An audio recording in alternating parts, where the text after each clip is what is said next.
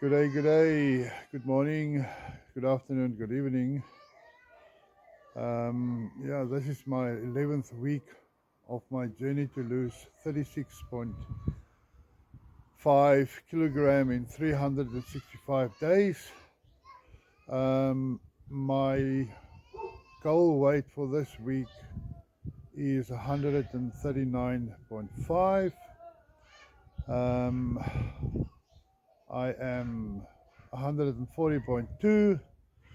So yes, after Easter weekend, I need 700 grams to lose. So I'm not worried about that.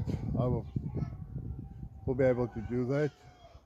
Already did my 3.5k walk this morning, and yeah, although this Easter weekend was great, we had great fun. All the family and fellow South Africans. So that 700 grams is not a worry for me. But yeah, I will post more content from today onwards. And once again, I want to thank you guys for your support, especially the people at Kawarau South African camp. Got a lot of